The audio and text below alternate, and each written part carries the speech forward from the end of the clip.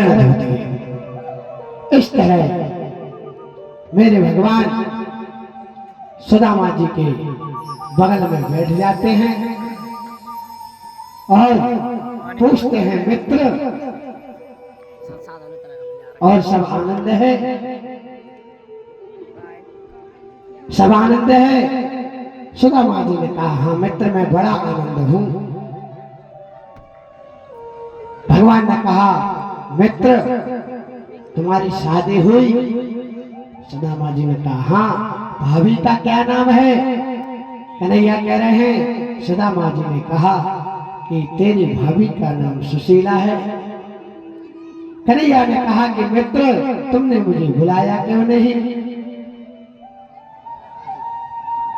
सुदामा जी ने कहा, मित्र, मैंने तो एक शादी की, तूने तो 16,108 शादियां की, तूने मुझको बुलाया?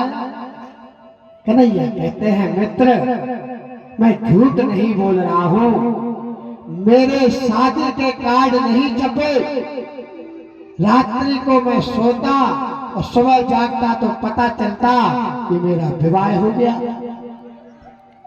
मेरी कोई शादी के कार्ड नहीं छपे।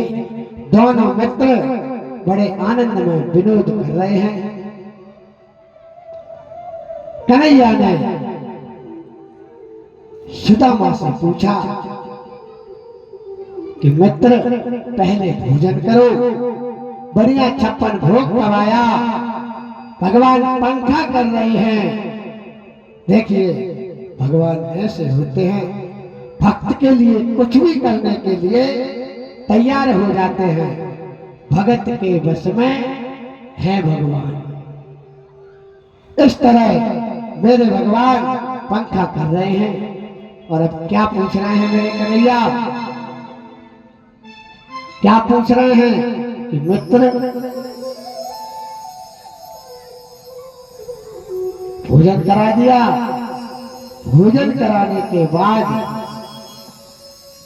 आशीर्वाद की लाइन लगी है हमारा।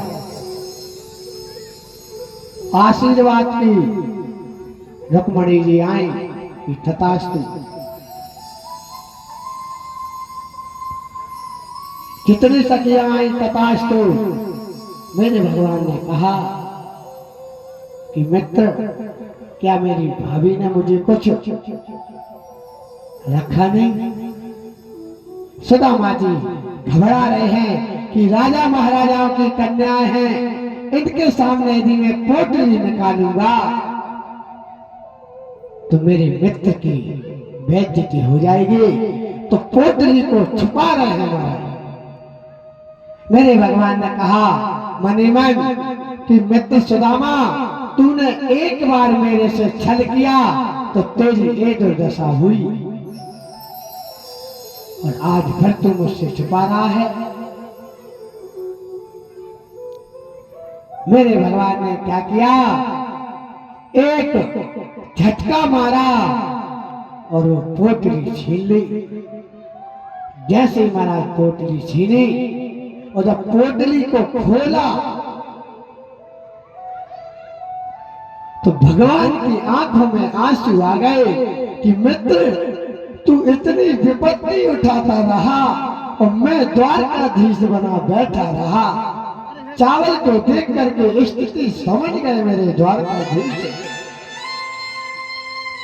और मन ही मन कहने लगे कि मित्र, तूने जितनी विपत्ति उठाई है मैं भी उतनी ही विपत्ति उठाऊंगा।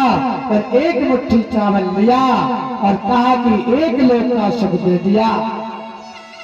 दूसरी मुट्ठी लिया और 2 लोक का सुख दे दिया मेरे भगवान ने।